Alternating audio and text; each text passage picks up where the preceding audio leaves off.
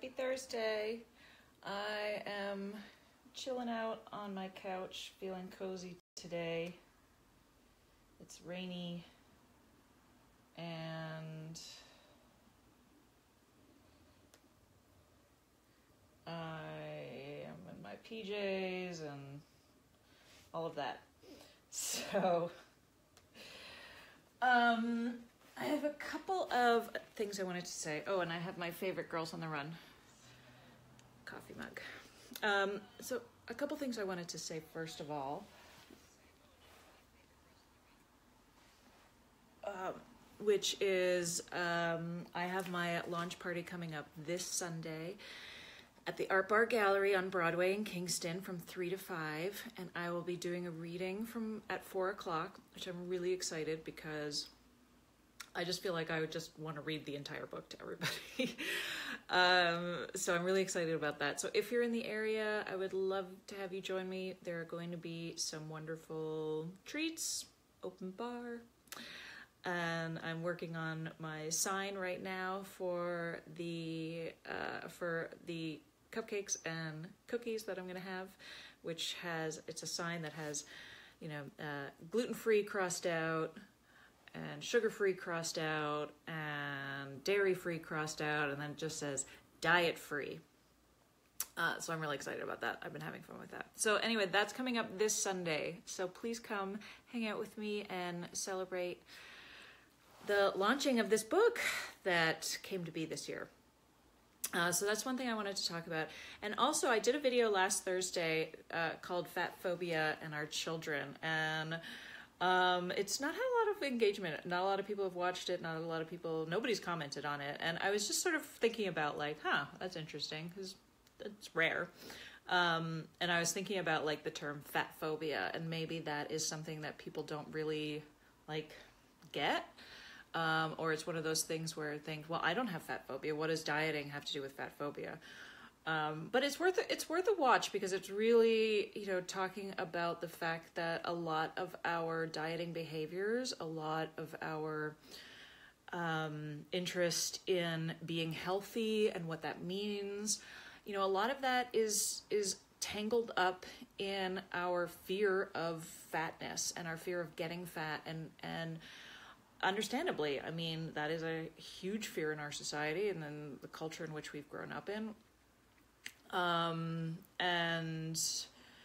I just sort of talk about, very briefly, I talk about this much more in the book, about, how fat phobia is not, losing your fear of fatness is not the same as glorifying obesity, and how it's actually really the opposite. It's actually the only way you're going to be free of this crazy dieting cycle. So that's up. So if you haven't already watched it, I highly recommend it because I'm biased. So anyway, I've been wanting to do this post about the documentary Embrace because about a little over a year ago, it was October 25th of last year, I hosted an Embrace screening in Kingston and was really excited about this documentary, but didn't realize at the time how much it was actually going to change my life and change the course of Worth It with Katy. Worth It with Katy, first of all, started in January of 2016. I was still... before I go on, I'm going to put a trigger warning on this video because I'm going to be talking about Weight Watchers and a bit of my own disordered eating habits. So if that's something that you are not interested in hearing or you feel like it might be triggering, then this is your warning right now. So anyway, so in January of 2016, I started posting photos onto the Weight Watchers app, and they had this section called Connect, which was sort of similar to Facebook and Instagram, where you could post pictures and status updates and stuff. And I started posting pictures of meals that, in a 30 Smart Point daily budget, which was what was allotted in Weight Watchers. I started posting meals, breakfast, snack, lunch, snack, dinner, dessert. So I posted 6 times a day, and then a 7th time where I would put the entire meal into a collage because I wanted to show people that you eat 30 smart points without having to eat diet food, and you could eat it with non-processed food, because that was kind of something that was really important to me at the time. And it became really popular, and I got a lot of followers and a lot of people asking me a lot of questions. And I thought, well, what am I going to do with this? The stuff on the Connect stream. There was no way to kind of organize it or anything. So I started this website, worthitwithkaty.com, to put these photos somewhere and organize them into all of these different breakfast, lunch, and dinner. And I thought, wow, this is great. I mean, I'm really reaching a lot of people. And I thought for a while I was going to do a cookbook and maybe reach out to Weight Watchers. And that was kind of where I thought Worth It with Katy was going to go. But at the same time, I was simultaneously, while I was posting all of this healthy food and saying, look, you can, live within your 30 smart point budget. Isn't this great? I'm a Weight Watchers leader. I was secretly binge eating at night and not posting pictures of that. So, I had this issue, this binge eating problem, and I was really struggling with it and really trying to figure out how to deal with it. And, so I was still posting these pictures, and then basically, I was thinking, well, maybe I'm going to become a health coach, and I'm really going to, help people with healthy eating, because I knew in my mind that if you just ate healthy, you wouldn't have to count points or calories, and you would effortlessly lose weight, or that's what I thought. And so I kept trying to do it. It wasn't working for me, but I thought, well, maybe there's some secret to this. I'm not eating healthy enough, and obviously the binge eating is not helping. So if I could figure out how to really just eat healthy and not binge, then everything would be great, and I would lose all of this weight effortlessly. So then I enrolled in the Institute for Integrative Nutrition to become a health coach. And that was going really well, but and the program was wonderful. It's really great, and I recommend it, but I also know that it's very, very weight biased, and all of their program, all of the stuff that they talk about, every speaker that came up said, I eat only raw foods, and ever since I started eating raw foods, I've lost 40 pounds, and isn't this wonderful? And then the next person comes up and says, I only do juice cleanses, and ever since I started doing juice cleanses, I lost 30 pounds, and isn't this great? And there's just this constant emphasis on weight loss. And at the time, I was like, well, that's great. What can I do? What can sign me up, And then during this time, I remember seeing on Facebook a picture of a woman that had posted where it was like a before and after picture, but it was a reverse before and after picture. And the before picture was her as a bodybuilder in one of those contests up on stage. And she was like, didn't have an ounce of body fat on her. She was in one of those weird string bikinis. Hi, Donna. And then the after picture is her, with more weight on, sitting naked and having, her body parts covered, and saying, you know what, that bodybuilding body is not something I loved doing. It really was a lot of work, and I had a lot of disordered eating, and I was miserable. And so I am much happier just being me, and that's what I'm going to do. And I remember, that photo went viral. It was sent around, and I was like, that's awesome. Good for you. And then, apparently it got a lot of attention. And then the next thing I saw, she was on Kickstarter.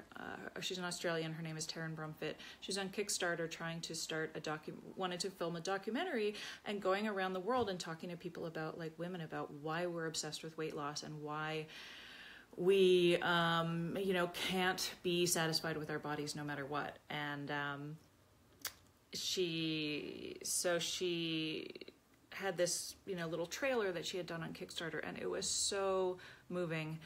I cried just from the trailer. She hadn't even done the movie yet. So I knew when the movie came out, I wanted to watch it. And it was in this kind of limited release where you had to host screenings. So I got really excited, and in August, I had to get a certain amount of people to come to this screening. So I was really nervous. So I put the screening back till October because I thought it would take me that long to get enough people to be interested and buy tickets. And I think I sold enough tickets within, a week or two. It was great. So October 25th came around. We watched the documentary up in Kingston.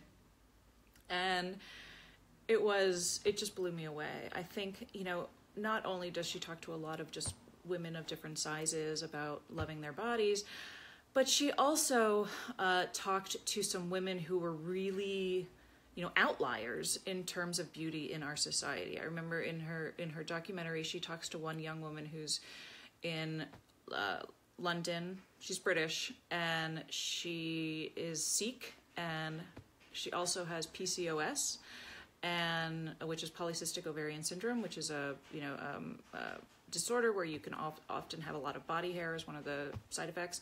And she had a lot of body hair, so much so that she was struggling and waxing her face every day and just miserable, because if she didn't do that, she would have a full-grown beard. And at some point she just decided, you know what?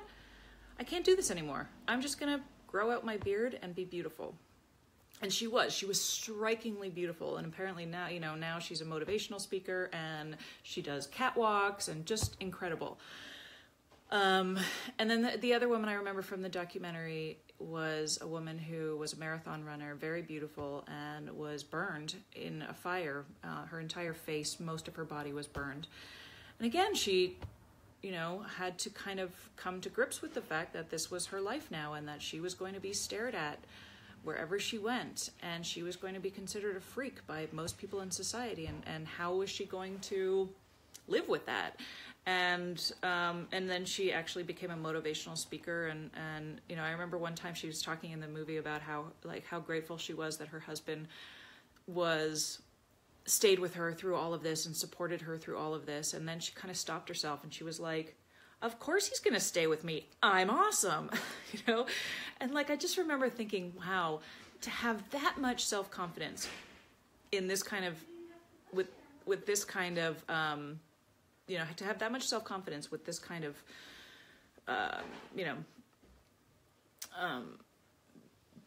disability, disfigurement, it just blew me away. And so when I was done with the movie, I just remember feeling completely embarrassed at how much I agonize over my perfectly wonderful body, and how much time and energy I have spent hating it over my entire life. It just all came down, crashing down on me. What am I doing? This body that all it ever tries to do is heal and live and thrive and survive and get me from point A to point B. And all I've been doing is heaping hatred on it. And it just, and that really got me thinking about what am I after? What is my goal? If my goal is actually health, then why am I so fixated on how my body looks and the size of it? And why is my self-confidence and my sense of self-worth so deeply tied to my ability to lose weight? And, and that's what really sort of got me changing in my health coaching business. At this point, I had already left Weight Watchers, and I was coaching a lot of clients, and I was, had a really great business that was going on where I was still trying to help women lose weight, and I was giving them meal plans, but in the back of my mind I was thinking it's not working. It's not working for me. It's, sort of, sometimes it's working for them, but it's really not getting to the deeper problems. And this isn't really a permanent fix. Is there such thing as a permanent fix? I mean, they say 95% of dieters gain all the weight back. So that 5% that we all think that we're going to be, what is their secret? And, I realized that if I wanted to be that 5%, I was going to have to spend the rest of my life obsessing over what I ate and the size of my body and the scale, and never, ever letting up. And I couldn't do it. I mean, I wasn't one of those people who could do it. I'm sure there are people out there who can do it, but I personally was miserable, and I binged, and I didn't want to be that person anymore. And I didn't want to be a person who felt like every night she went to bed feeling like a failure, and every morning she woke up swearing that today was going to be different. And I was just tired of it. And so that was kind of how Worth It really changed. At one point I said to myself, I don't want to work with any clients who want to lose weight, because that is so, that is such a, it's when your main motivation is to lose weight all the time, you lose sight of what it is that you actually want. So, thank you, Sarah. And, you know, so at first I was kind of like, I can't work with any women who want to lose weight. And then I realized, well, there are no women. I won't work with anyone if I don't work with women who want to lose weight. I want to lose weight. I mean, I don't know if that's ever going to go away. So that's how I really started kind of changing with it. So it was difficult because calling myself a health coach, I knew that, you know, the health coaching business is overwhelmingly geared toward weight loss and healthy living, and this idea that if you just eat healthy, that you will effortlessly, you know, heal all of your problems, and you will lose this weight, and everything will be wonderful, and you'll solve all of your life's problems. And I just knew for a fact that that wasn't true, at least for some portion of the population, myself included, and that it really needed to go deeper than that. And so I decided, but I was having difficulty kind of expressing this message, because I think, you know, so many times, especially when I talk about dieting and ditching the dieting, I come across a lot of women, and I was like this myself, who were sort of like, well, I don't want to diet. I just want to eat healthy and live healthy and have a healthy lifestyle. But really everything underlying that is, I just want to lose weight, lose weight, lose weight. And again, that's fine, but that is not, you know, I feel like when that is the motivation, that you lose track of everything that you really need to live a healthy life, which is self-confidence and self-worth and stress-free living and enjoyment of food and your body and all of those things that are so much more important when it comes to your health than just the food that you're putting in your body. And so in order to sort of really clarify my message and figure out what it is I'm doing and try to help explain to others what I'm doing and why this isn't really health coaching,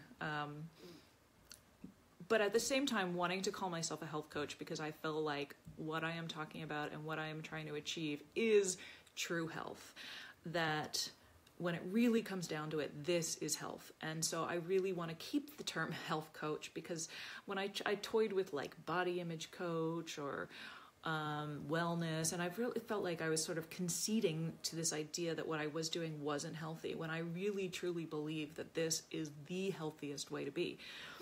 And so again, you know, I constantly toy with whether I should still call myself a health coach or not. And you know, somebody once recently described me as a health coach with a twist, which I kind of liked that, or an anti-diet health coach.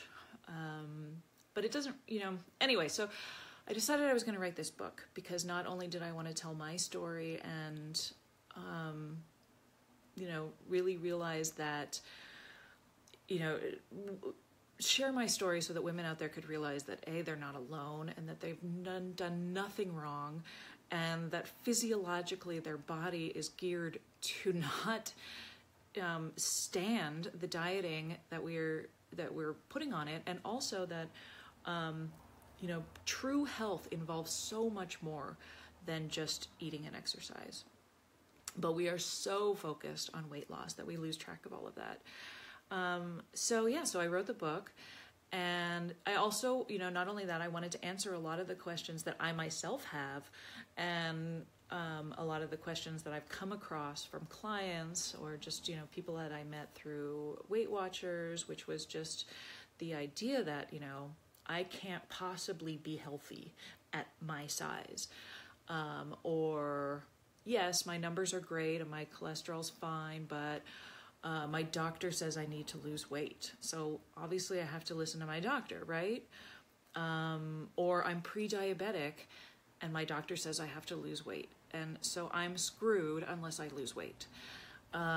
Or, you know, I just don't, you know, want to love this body. I don't want to. I'm afraid that if I love this body as it is, then I will just continue, you know, that I'll just get lazy and gain weight. And I don't want that to happen. I want to be on top of it. And if I start loving my body, then I'm not going to be on top of making sure that I stay healthy. It's kind of like an oxymoron. But anyway, or even just this idea of like, I feel better when I weigh less. which was true for me. You know, I felt better when I weighed less than when I did, when I was weighing more. And so what does that mean in terms of my health and my desire to get back there? And I'm going to fight to get back there as much as possible. The problem is, the more you fight to get back there, often the further you get away from it. And so when so what does that mean for us? And the other thing is, if I stop dieting, if I start loving myself, I'm basically giving up on myself, because I feel like that is something that we come across a lot in ourselves, which is, if I give up on all of this craziness and dieting and restriction and just let myself go, then I've given up on my health, and how, and I really wanted to address that and wanted to question that idea and say, you know what, it's actually the opposite. Actually, the opposite is true. So that's kind of what I wanted to do with the book. And I also really wanted to condense a lot of theories and research that I had come across since I started this journey, and, really sort of put it together into an easy to digest book that just sort of gets you started on what it's like to change your mindset, and what it's like to that this is actually something that's possible, because at the end of the day, really, this is the body you have, this is the body I have, and I can spend the rest of my days rejecting it and hating it and heaping criticism on it and desperately trying to do something to lose weight or look different or get abs or, whatever it is that I am upset about, whatever my bumps and lumps. But at the end of the day, this is the body that I have, and I don't want to spend the rest of my life being miserable and hating it. I want to spend the rest of my days learning how to be happy and accept my body and appreciate it for all of the things that it's doing for me. And really just, focus on my sanity. And I think, that's really what Worth It is about, which is, when you get to a point where your sanity and your happiness become more important to you than weight loss, that's where Worth It comes in.